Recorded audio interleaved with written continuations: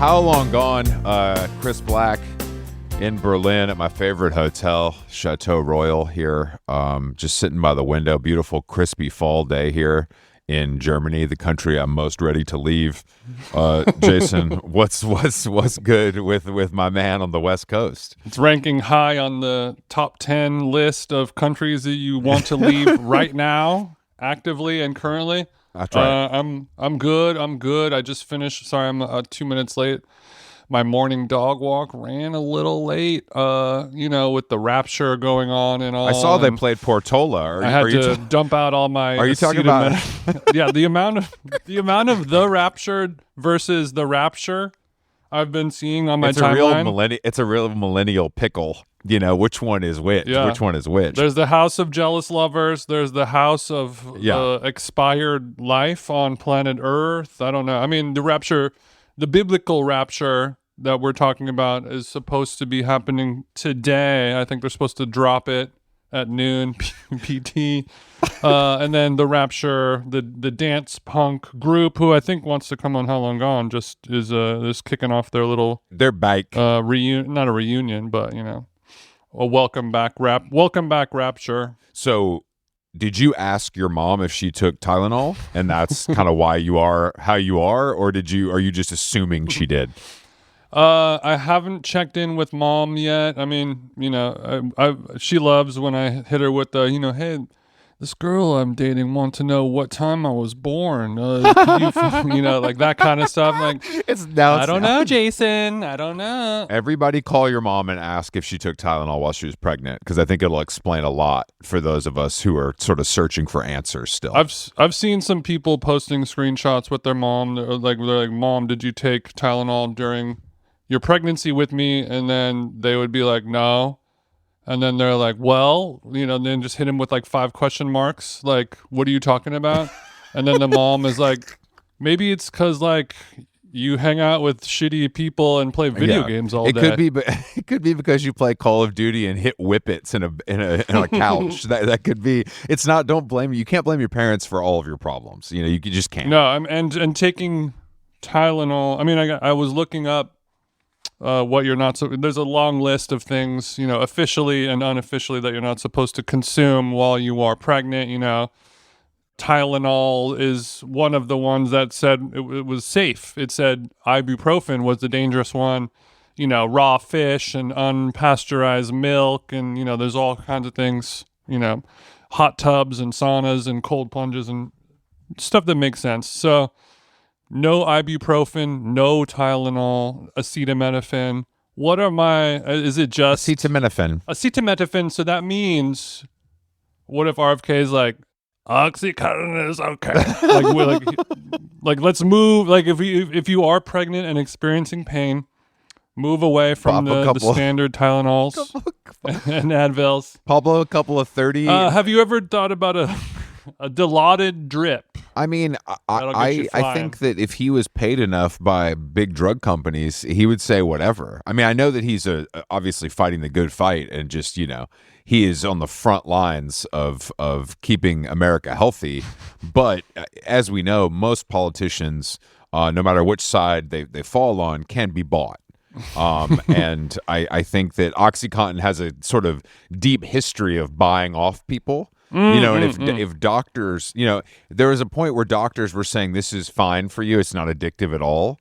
I feel like we could get RFK there, low millions. Oh, I don't think it would take. Yeah, I don't think it would take even that much. with his new job title. Yeah, I just saw yesterday there were Trump was being interviewed.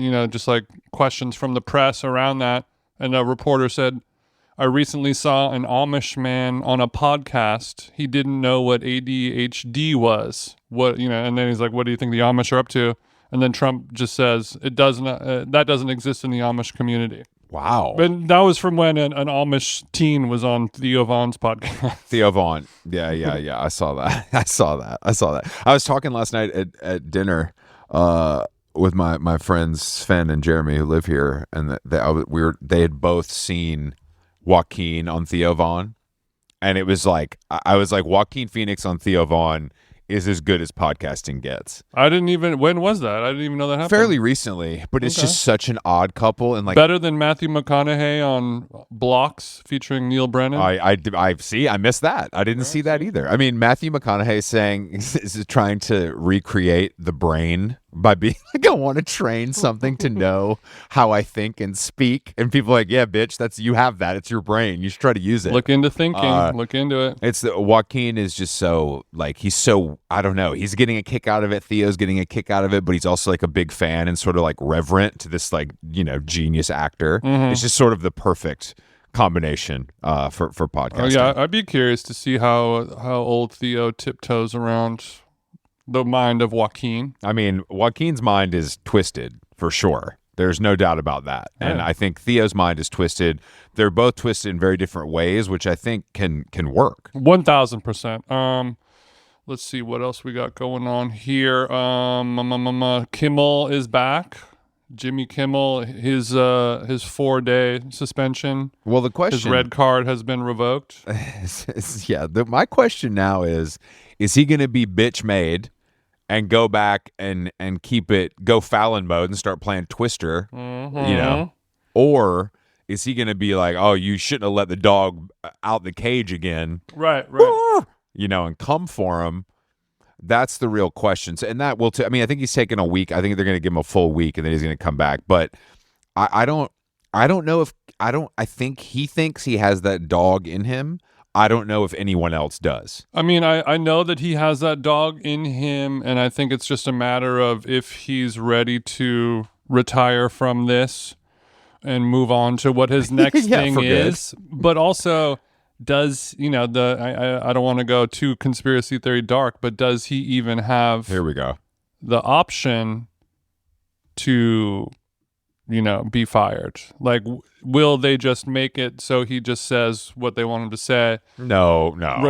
Like, he won't be, like, his plane is uncrashable because the powers that be have deemed it so. You know what I mean? They have to at least give him the illusion of complete autonomy to get it. You know what I'm saying? They have to. Yeah, I mean, he has the illusion of whatever, like when someone's on suicide watch, you know what I mean? They're just sitting there. Someone's watching him to make sure he doesn't kill himself because we can't have that. Is somebody, are they just gonna control it, since even though it's Jimmy Kimmel Live, it hasn't been live since the first day it was on the air, whatever, 20 years ago, however many years. So they can control whatever he does and says on that show, right? Well, I also think that if they want to get rid of him, they would rather let him hang himself.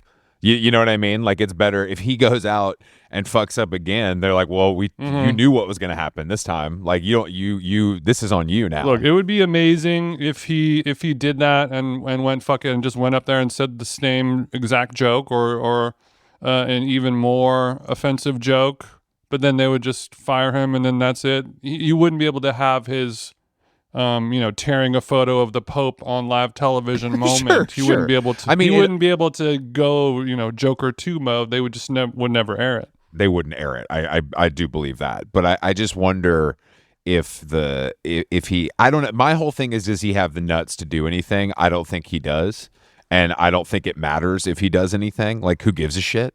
Like, what like, what difference does it make if he like takes a stand? Like, I don't know. I don't think anyone. I guess what I'm saying is I don't think anyone's looking to a late night talk show host to sort of be their leader politically or otherwise. I think you were right up until about a week ago, and now everyone is forced to have to look to a late night television host as the no one with a brain. I think people are worried about everyone. I mean, no. I've seen 100 tweets of people saying like, well, I never thought this day would come where I have to politically align with Jimmy Kimmel from the late night television. But you don't. But that's the thing. Nobody the day wants didn't come. to do it. The day didn't come. That's the thing. It's like, who cares, dude? Who cares? Who cares? Well, here's my last as we're approaching our interview with our guest today. The last conspiracy theory that I've got. What if this whole thing was orchestrated just to get ratings back on late night television so he can come, because like he's supposed to be back today on Tuesday, over under that his ratings double. I would put quadruple. Good money that more people are going to watch today's Tuesday episode of Jimmy Kimmel higher ratings than he's gotten in years. And is that something that he crafted? Is that something that No, that Iger crafted? Who knows? I wish these guys were that diabolical. Did Cooper but do that over at FX? Who did this? Who did this? Who did it? All right, we have a guest today. Cass McCombs is a legendary musician. His new record, Interior Live Oak, came out pretty recently, in August. It's good. Mm-hmm. I've been listening to it. But he's been kicking around. I mean, I feel like I've been listening to Cass McCombs since 2007 or something. Since before you had like nuts, hair on your nuts. Before I had nuts. So let's tap in with him and see what he's up to. Cass, you can be honest with us. Do you have a shirt on? This is not the sexual dance. I'm just. You feel like you're making a lot of excuses right now. I'm fully dressed. Okay. All right. Fully dressed. We appreciate the honesty. You. We appreciate the honesty. Are you coming to us from New York? New York, yeah. Okay. I like that you live in. I feel like most people leave, and it seems like you came and never left. Oh, I've left. Kicked me out many times. Kicked. You're saying not self-imposed. You're saying, or you're saying that you felt the city and its people have asked him to leave a few times over the years. Yeah, different mayors. Just economically, especially when I was younger, it was like just unmanageable. I first came here and then I moved to Baltimore, to survive, and then kept coming back. Kept leaving. Yeah, I mean, anything. You know what? Living in Baltimore is a great motivator to move to New York. You know what I mean? That's a smart system. It's more affordable. It's an hour away. It's within reach. I love Baltimore. Do you? Baltimore is superior to New York in lots of ways. Okay, this is big. Let's.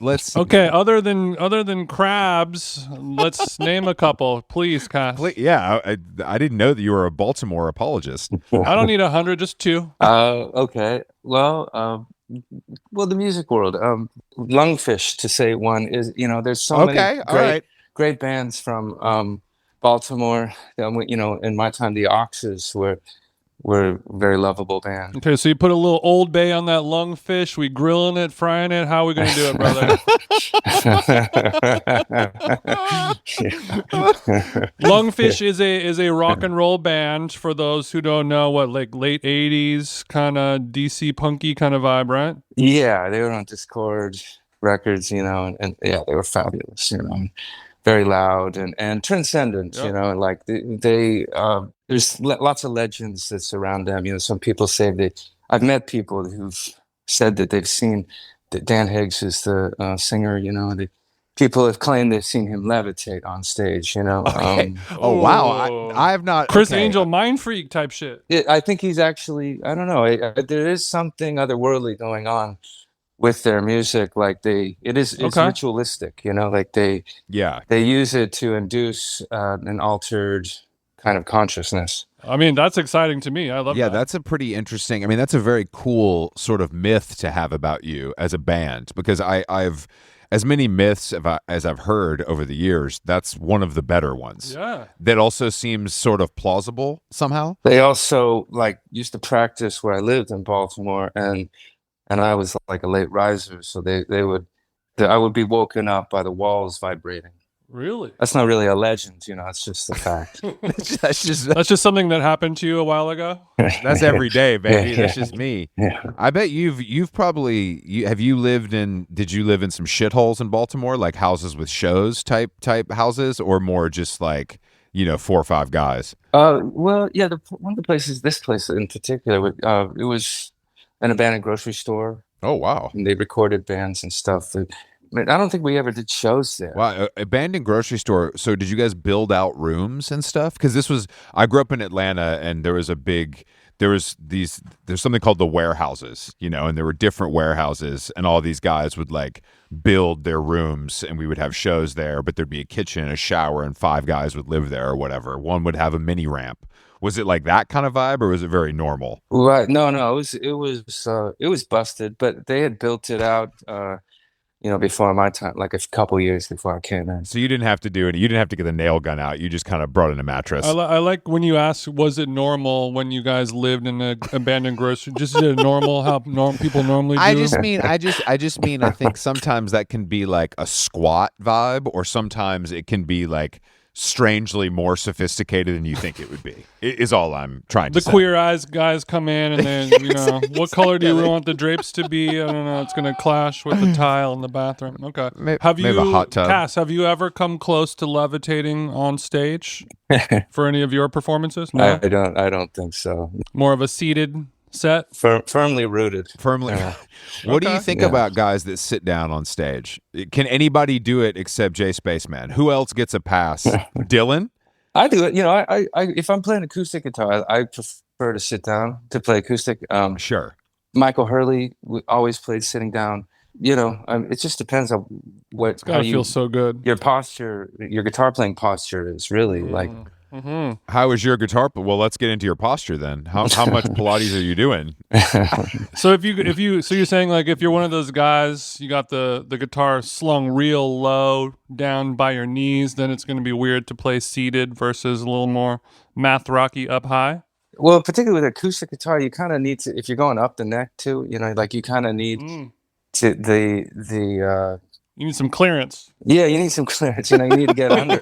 You need to get under the neck. Yeah. It's like picking a big woman up. You got to kind of scoop. Yeah, that's real. You got to use your quads. Okay, I mean that all makes sense. I guess that sitting down. We saw Dylan. I guess it's been a little while now, like pretty recently. We saw him in Eau Claire, Wisconsin, a few months ago with Bon Iver and his dad, and it was one of the worst shows I've ever seen. And it wasn't because he was sitting. Like, are you a Dylan head? Like, are you a super fan? Oh, I'm pretty familiar with his music. He's like, it would be great if people didn't bring up Bob Dylan every time they interviewed me. I'll tell you that. No, because some people like Bob Dylan, and some people are like, I worship at the altar of Bob Dylan. There's not. Often there's not like an in-between. I might be an in-between. Really? All right. So you fuck with it, but there's some dark years there too. Well, I think it's all worth checking out, I guess. Okay. Yeah, I like that. That's good. People say that about Bob Dylan.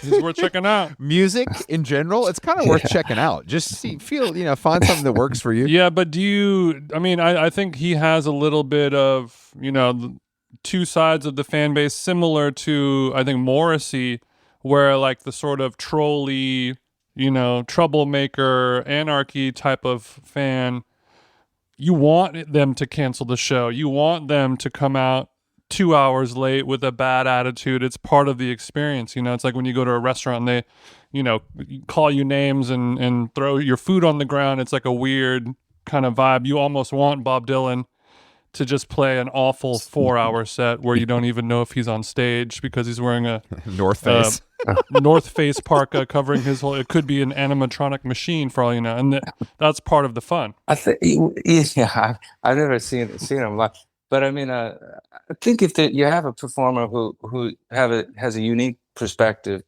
I follow that person all the way through.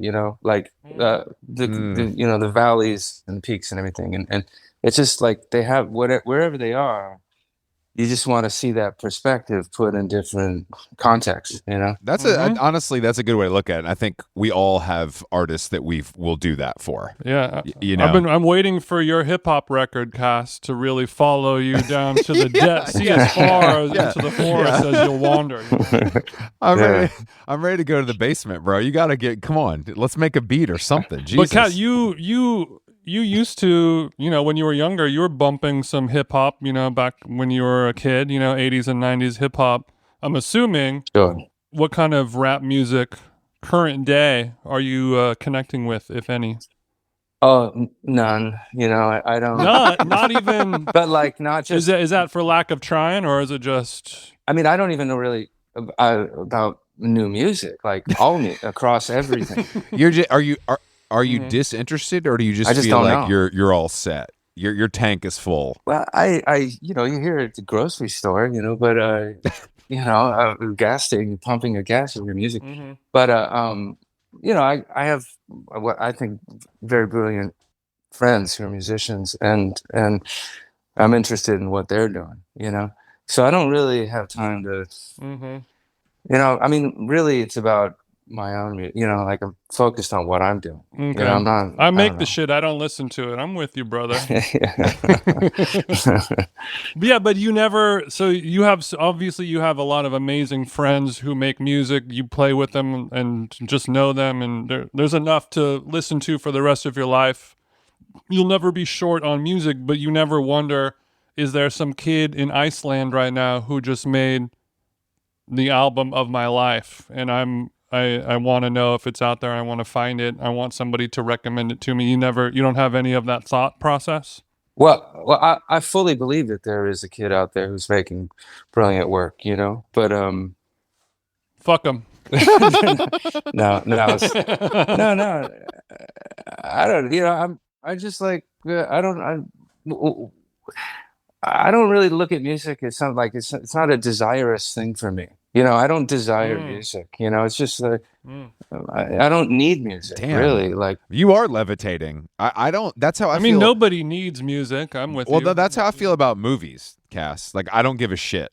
Like, I just do not give a shit. I don't seek it out. If I have to watch something for this show, I will, and I'm happy to do it. But I don't think about it at all. Yeah, but Chris, you haven't been making movies for the last 20 years. Well, you don't know what I do in my free time. But yeah, I guess that's true. But I've met musicians and other people in whatever the creative field is, a lot of writers too, that are like, while I'm writing, I can't be reading.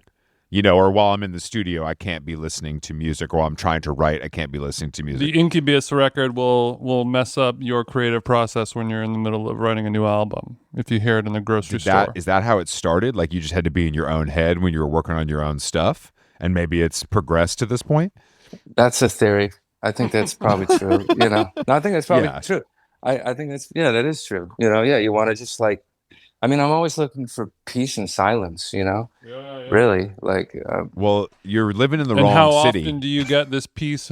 How often do you get this peace and silence? Yeah, that's a tough thing to achieve. I'll go for a walk. I'll hit the sauna. Chris chooses to go on airplanes to find his peace and silence. What are some of your methods, Cass? I think it's about maybe learning how to block things out, like especially in a city like this, like there's noises, and just being able to filter through them and decide what is worthy of attention and what's not. Okay. And do you use technology for that, or this is all in the mental? If someone's going, hey, hot peanuts over here, can you block that out mentally, or do you have to use Apple noise canceling? I think, it's about maybe I want to hear the peanuts, announcements. He's actually, maybe I love peanuts. That's something I want to keep. Hot peanuts over here. We're gonna put that in the good pile. That's a good pile. Yeah. Okay. I feel when it's too quiet after living in New York for long enough, I feel uneasy almost when it's too quiet. Yeah. When I'm in, like, I was just in an island in Germany, and it was the quietest that maybe it's ever been anywhere, and I was like, it freaked me out a little bit. That's most people. That's why people have to have a little machine by their bed playing pink, brown, and white noise frequencies. Yeah, that's true. That's or real. else they'll that shit works though. Start pulling their eyelashes out in their sleep. That shit works. All right? So in New York, what is your day to day looking like if you're not on tour? Are you like a homebody? What time do you wake up? What time do you hit the gym, et cetera, et cetera? Yeah. What time are you going to Equinox? Cats like that one.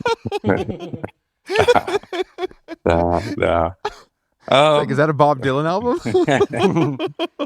I get up pretty early. I'm an early kind of guy, and I just play guitar. Get up and start playing guitar and read. Read a little.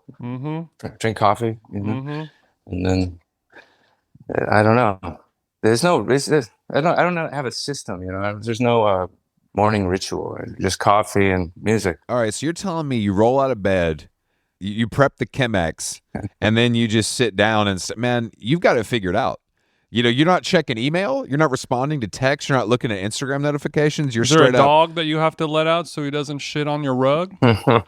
No animal. Dude, all right, so you're just all right, man. This is a little I'm a Not little even a lizard, Cass. Not even a lizard.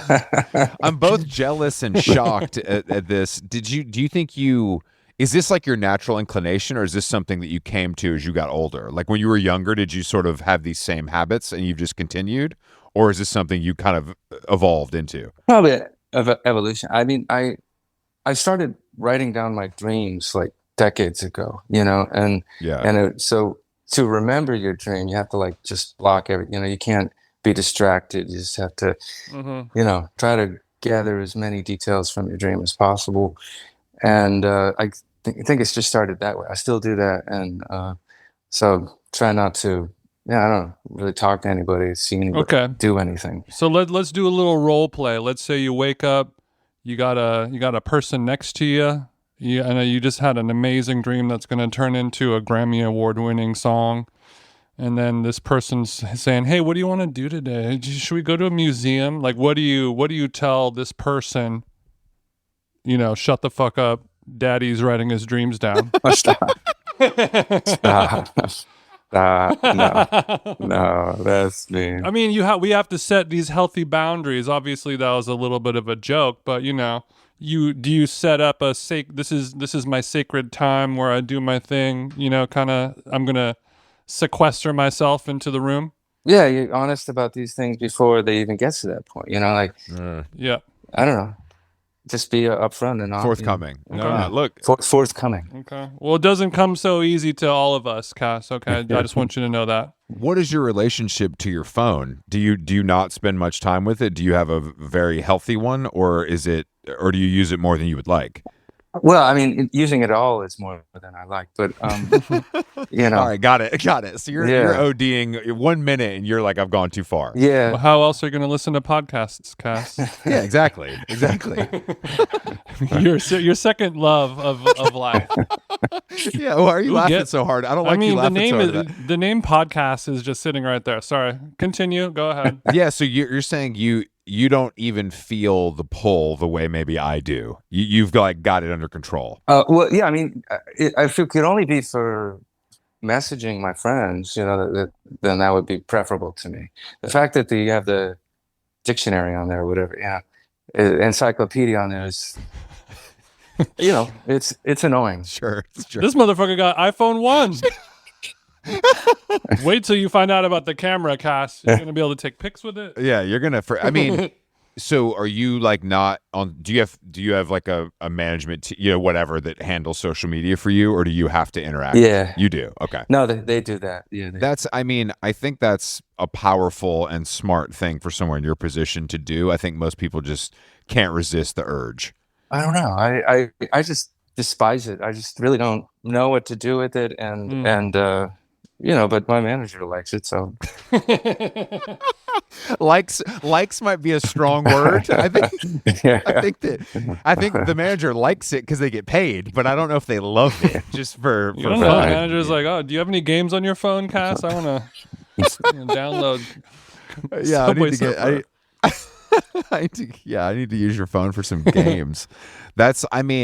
I'm really impressed with I don't meet people like you very often that have really kind of, I wouldn't say resisted the progress of society, but it sounds like in some ways you have.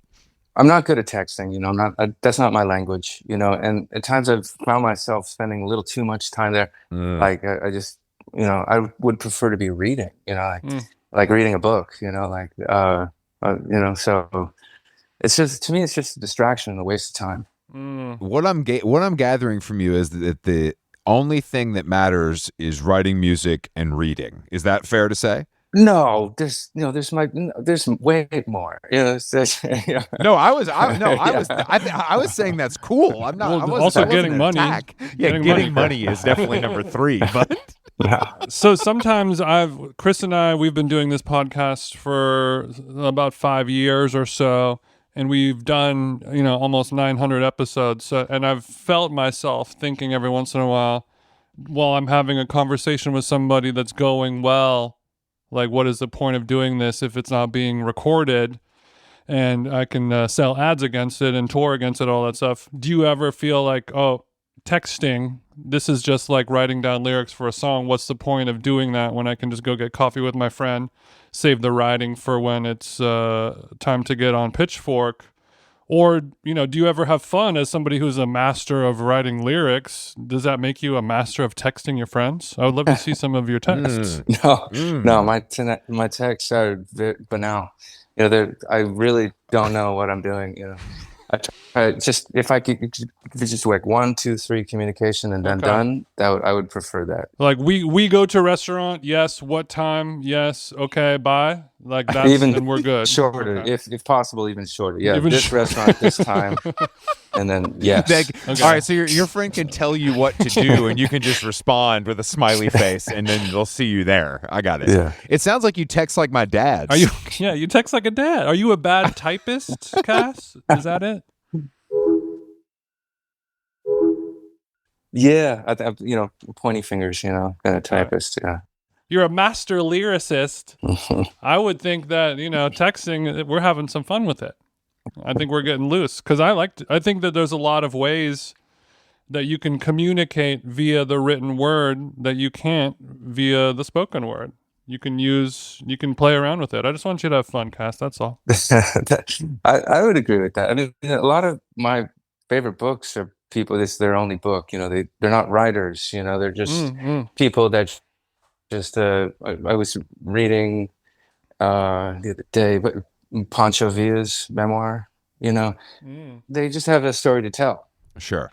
And they're not writers. They didn't go to school. Did you drop out of high school, or are you? Those are the best kind. Did you go further than I think? Just high school. I did high school. Okay, you finished, but you were rocking before, and it was there. College wasn't in the cards. No, wasn't a thought. Same. Hey, welcome home, brother. Yeah. Welcome home, brother. But you were in band. You were in bands in high school. Sure. Yeah. Like, did you think that was a possible career path, or were you just like, this is the only thing I'm good at? Fuck it. Yeah, the latter. Yeah, I couldn't. I wish I took auto shop in high school. But I took choir. I took music classes. Yeah. So you fucked up. You could be working at the Toyota dealership right now, but instead forced to tour the world with the music and the art that you love. Well, what kind of car do you have? A car in New York? Just a little side note. No car. What do you dream about? You dream about a car? I feel like you want a car. I had a car in New York at one point. It was annoying though. What kind of Volvo was it? Yeah. Yes. Nice. What kind of Saab was it? No, I mean, I would love to catch you doing the crossword puzzle, waiting on, alternate street parking. That is a funny sort of New York issue that everyone with a car, it's the great equalizer is what I like to call it. Doing your Wordle. Was there ever a point in your life when you were like a dick just in general, and then did you stop being one? And if so, what year do you think that was? A dick. Wow. Well, because we're asking that. Jason's asking that because he's a dick right now, so it's fine coming from him. Look, I gravitate towards people who have at least had a dick phase in their life, and I don't mean that in the way that you're thinking. If you know what I mean. I don't mean it as a gay summer. Do you think you were a little salty at one stage? I'm a pretty grumpy guy, I mean, I think I don't think it ever left, What do you think? Yeah. What do you think fuels this? Is this just your DNA? Do you think are your parents like this? Where do you think the grumpiness stems from? I mean, I don't, I've got no problem with other people. I'm just kind of annoyed and grumpy, it's just bothered a lot. Yeah, dude, I get it. I mean, that's I'm bothered a lot too. But you're talking to patient 0 and 0.0 here, so this is a safe space for grumpy. Cass, my approach though is to monetize it by talking about it on this show, and you're saying that it's kind of you're just a little bit of a bah humbug on a day-to-day basis. No, I mean I'm sure he has some grumpy ass lyrics, right? Usually they're internally focused grumpy. My problems generally aren't exterior. Although if people get in my face, I'll give it right back. But I mean, I'm not meditating on my problems with other people or the world. So you're saying that your lyrics are primarily about about you, let's say. You're not kind of coming at it from like a character point of view or whatever. No, well, I think it's both. I mean, I Okay. write songs, about friends, and then sometimes they're composite, they're characters that I kind of create. Yeah. And you write about your experiences, and I think it's easier to write about your experiences through a character. So it's both. I see. So you're saying you take your experiences and sort of channel them through a different lens to give it a little bit of a new angle, a new take, a little bit, because it's easier to get it out. Yeah, exactly. It's just more interesting for me. Like it's an engine for me to. I'm trying to talk about my feelings. I can't do it. I have to use this engine. Just imagine how much grumpier you would be if you didn't have that engine, right? But also, you're able, like you said, Chris, you let all of your grump out on this podcast, and that's your job. If you have these things that you're dealing with, it's easier for Lena Dunham to get it out when she's writing the girls' script and injecting all of her life and experiences into it versus just like, well, I'm going to sit down and write my memoir today. That's difficult, and not as many people are going to consume it, and you're going to make less money. Yep. What's up with the memoir, Cass? We gonna do one? Do we want to write a book, or we just want to read a book? You're asking me if I'm ever gonna? No, I can't. No one's interested. No one cares. What do you mean? Look, but I think there are people that care, but also you said, you said that your favorite are people that write one book and then they're done because they have a point of view or a story to tell. I feel like you're in that category. Well, I write songs. Sure. Well, I would say that songs and books are different, at least in the way they're digested. I would say at this point in society's collapse, it's easier to get people to listen to 3.5 minutes on, iTunes than it is to read 300 pages, no matter how compelling it is. Even with pictures. Yeah, you could add some pictures if you want.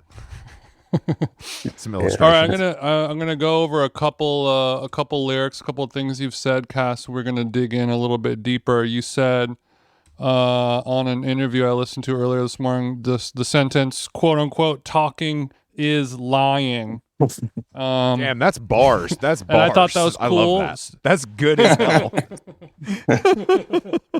I don't really remember the context. Sometimes these things just pop in. There's no. I have no hypothesis. This is no theory that I've been working towards. But you don't have a whole manifesto written about this. Yeah. Dig this, man. Talking is like lies. Like we're all liars, I think that is, but that is like, all right. So let's say you write something like that.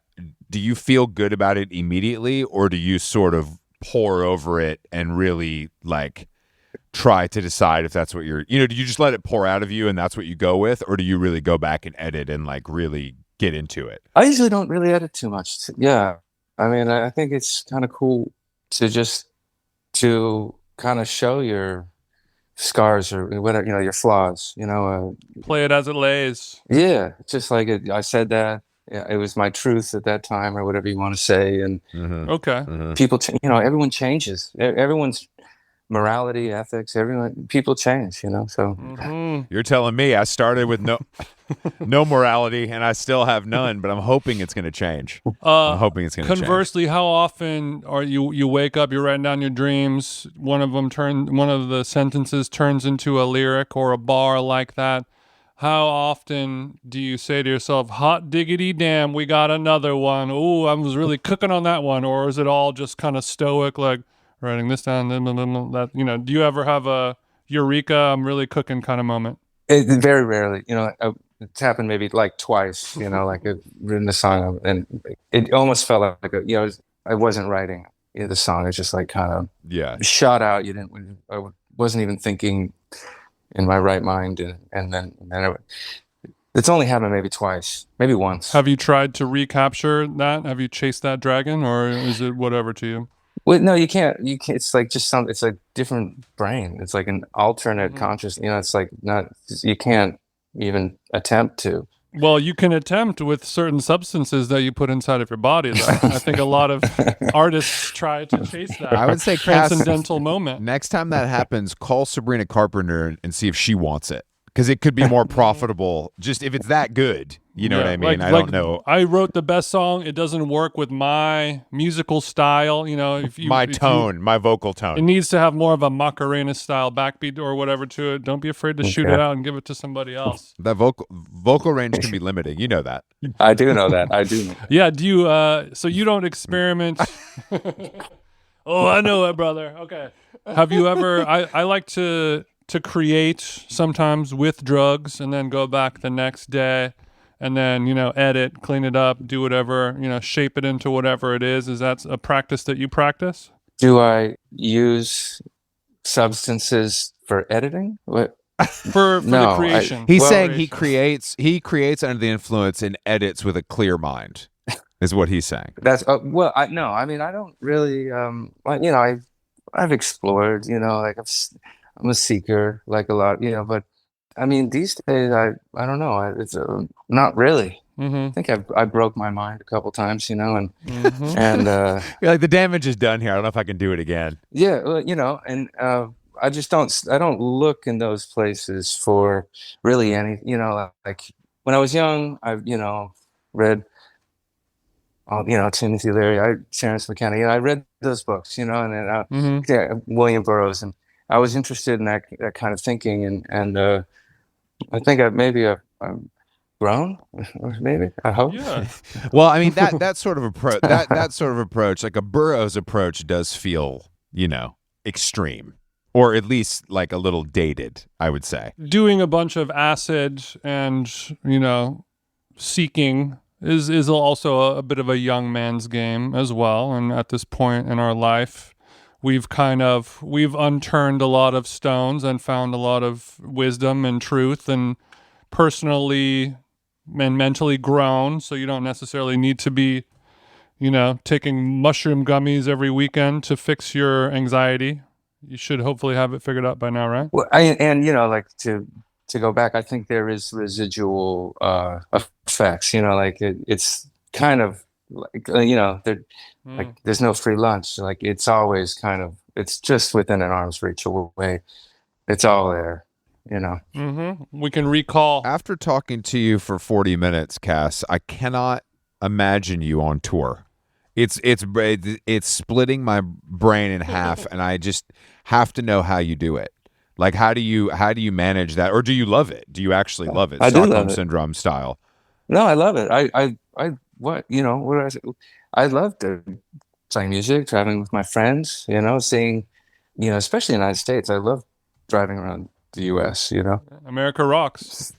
Beautiful country out there. I look. I agree with that, but I find that sort of routine is really terrifying. But you're saying you can lock in. I love it. We never traveled in a bus, so I don't think I'd like it though. My friends who do it, they wake up in a town and they're there. I like to see everything in between. I like to see the desert and the badlands and the swamps and all that, and stopping along the way, and seeing historic sites. So you're making a meal out of it every time. Hitting that Buc-ee's.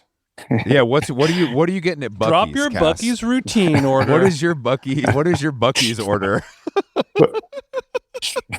Yeah, what's your Buc-ee's order? I just gas up and leave. It's over the top. It's too not a little. You get some hot peanuts or something. You gotta get something. No, I find that place, and I love shopping. Like that's one of my passions. Not even necessarily buying anything, but just like I like to see what's going on, and that place is too much for me. Like that is just too. It's sensory overload in every way possible. Quite loud. What's your number one truck stop state? I'm Flying J. I go to Flying J. Sure.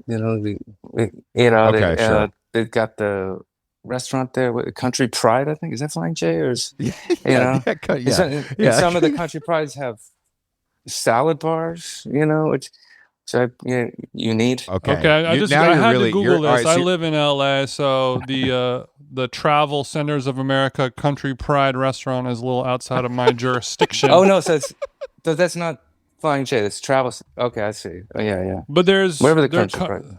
There's one called Country Market inside of Flying J. Country Market restaurant. Okay. I'm looking at the salad bar right now.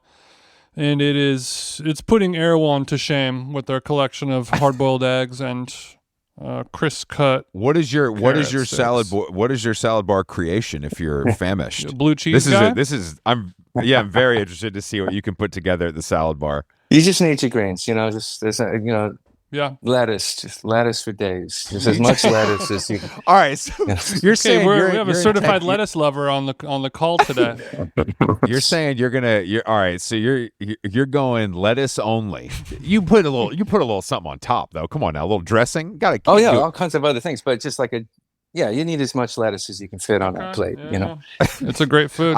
Look. I mean, a salad is as much lettuce as you can fit on the plate. Technically, I agree with you. Let's get into the soups really quick, and then we'll go back to music. Cass, I know you're kind of a Yay area guy. Are we a chowder head? We're a chowder guy. Get some chowder or cioppino. Also, cioppino. Oh yeah, I don't know what that is. Okay, Moneybags. That is a delicious.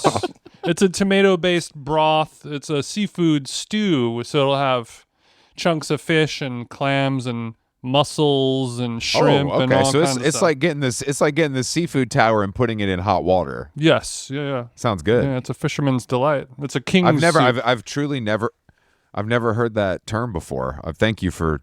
I'm embarrassed. There's a whole North Beach fisherman's Italian and seafood soup. Right? Yeah, it's great. Put some parsley on there. Dip a little crusty San Francisco sourdough. Back in the day, peasant food. Oh, sure. Yeah. Did you come to New York quick, or did you live in San Francisco as like a young adult? I lived in Berkley. You lived in Berkeley, which is pretty idyllic, I would say. Would you agree? Yeah. I mean, it was back in the day. It was, just you barely work, hang out. Telegraph is, like People's Park was. It's gone now. Rest in peace. So you can live cheap, just kind of hang out at the park all day, smoke some cigs, and make some music, and life is a dream kind of vibe. Yeah, I go to Amoeba maybe 3-4 times a day because they would put out the free records periodically. So you get a bunch of free records on the curb. I didn't know Amoeba did that. What? So these were records that no one wanted? Yeah, I don't know if they do it anymore, but they would buy records and the ones that they were maybe just a little too eaten up, like they would spray paint it with like a line of green paint or something, and then sure put it on a sidewalk. Damaged, let's say. Technically. Yeah. Damn. So 3 to 4 times a day, rummaging through the free stacks, taking whatever. This is a good way to live late teens, early 20s. It sounds amazing. And then at a certain point, Catacombs is cooking. We're on the pitchfork list. Are we maybe having a nice birthday meal at Chez Panisse over there in Berkeley? I've been there once, I think, in my life. Was it with your family or was it with a woman? It was with a friend. The secret third. It's a secret third thing. It was a friend. Did you love it? Do you not remember? Cool. You're not as much of a food lover. I'm obsessed with that restaurant. We love it over here. Oh, I'm not. No, I'm not a food person. No, I don't really. Yeah, I don't remember food. Yeah. All right. So you're saying I wish I was there. It is freeing, not only financially, but also I think because I was just at this fasting retreat. And I realized that a lot of my time is thinking about where or what I'm going to eat. And when you take that out, it really does free up a lot of space. I was shocked. I have friends who are into it. They eat for health. That sounds great. Eat for health. But it is catchy. The amount of lettuce you're putting down, you're already halfway there, brother. Eat for health is your new talking is lying. So I think that's you're onto something here. Well, I was hoping that you were more of a food guy because there was and I'm not the first person to bring it up who's interviewed you about your new record, but there's a lyric where you mention lime rickeys and tuna fish. And I wanted to know, if it hasn't happened, I'll set it up. You know, a New York restaurant of your liking. We should do a little collab with that dish. You know, give me the cast combo. It's a nice tuna fish sandwich with a lime rickey on the side. I don't know how to make a lime rickey though. Is that something that you'd be interested in? I'm down. Please arrange that. Okay. But that was also in Berkeley. Ozzy's Soda Fountain, before they renovated, you know, on College Avenue. I used to work there, and it was an old school soda fountain run by a New Yorker. You know, taught me how to make egg creams. I'd never heard what that was. You know. So that's when you the job title would be a soda jerk. Correct. That's what they call it. That wasn't a joke. I wasn't trying to be funny. No, I know. It just sounded pointed. I guess, Cass, can you explain to me what? I mean, I know the term lime rickey, but I don't know what it.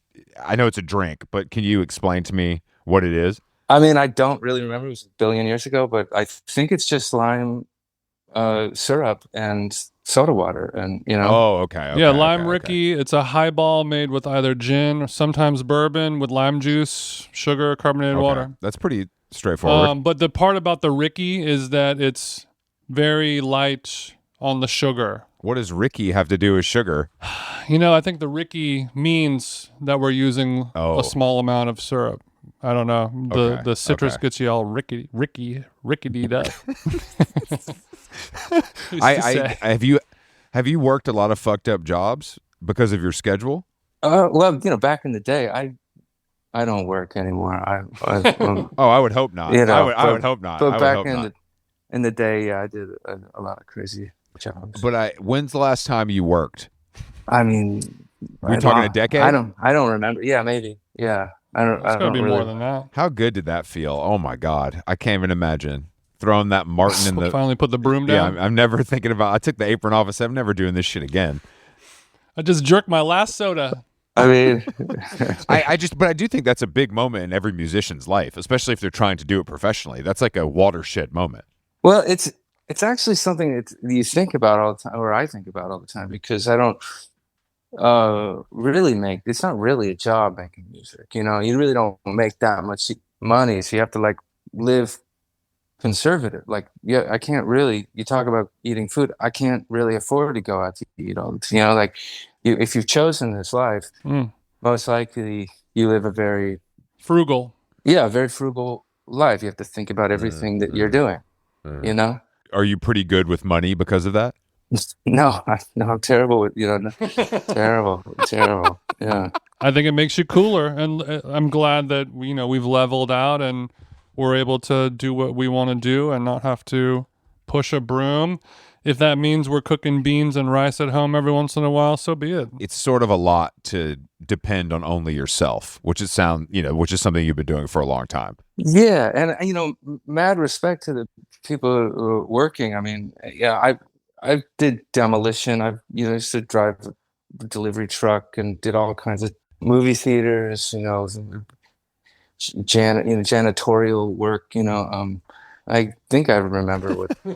What I endured, but I mean, I would rather make music, I guess, if I had a choice. Sure. Yes, yeah, I would too, and I can't even play guitar, so I get where you're coming from. But I think that I just think that builds character, and you should do stuff like that if you're going to be successful, no matter what the field is. Yeah, so you don't grow up to be a dick. Well, too late. I shouldn't have worked all those jobs. Another song about saying the word peace as your way of saying goodbye. It's a beautiful song written about that. And I was thinking back of all the times. We're all around the same age. You're a few years older than us, I believe. But what do you think the percentage of times you said the word peace in place of goodbye, either on the phone or with a friend or whatever? Yeah, a lot. I have no number in mind, but I mean, same though. I think same. It's because you could do it in a peace out kind of way, or you can do it in a very kind of spiritual Zen, and peace to you, my friend. You know what I mean? Sure. Inshallah, like God. Yeah. You know what I'm saying? Like, but it's like every culture has this idea that when you go with God, like, like I will not be there to protect you. God will be there, Yeah. I looked at it in a completely different way. Me growing up in Orange County, it was just like, all right, peace.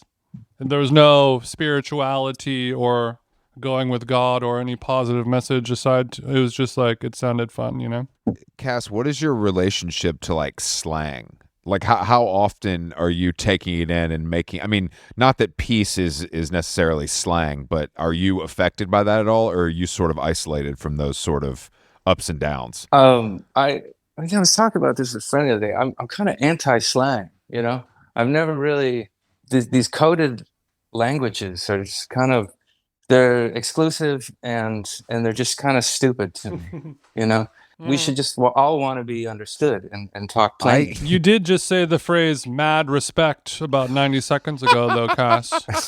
But I agree with you, and I think Keith McNally, restaurant guy in New York, you may know him, does Balthazar and other stuff. He wrote a memoir recently, and he talks adamantly about being against cliches and hates when people use them. And I'm always interested when I'm watching like an old film and just seeing the way people talk to each other in such a direct way, but not in a disrespectful way, but they just get straight to the point on everything. It's crystal clear, and it's so refreshing in 2025. It's hard to do, though. It's hard for me. I think it's because I'm taking in so much of it all the time. It's hard not to regurgitate. I can't stop using slang. Cass, thank you for joining us on How Long Gone today. It was a pleasure. Thanks for having me. We don't talk to cats like you very often. Did you have a fun time podcasting, Cass? Yeah, it's great. Thanks for having me. Will you ever podcast again? Will you ever podcast again, or do we ruin the medium for you? No. It was cool. Thanks. Okay, well, thank you. The album is currently out right now. Interior Live Oak. Great name. Great plant. Chris and I both enjoy it. Great name. It's doing well. Great album. It's doing well, right? It feels like it's doing well. They haven't told me if it's good, or if it's doing good. I haven't checked in with those guys over there that paid for it, but we'll see. Domino, if you're listening, can you send us over the streaming and sound scans for this, just so we have the data? Us, and you can I'll CC get a spreadsheet over to you. You can CC Cass in the email so he has it too, if you don't mind. No, thanks for joining us, bro. It was a pleasure, and we'll see you soon. Thanks, guys. All right, later. Later. A junkie on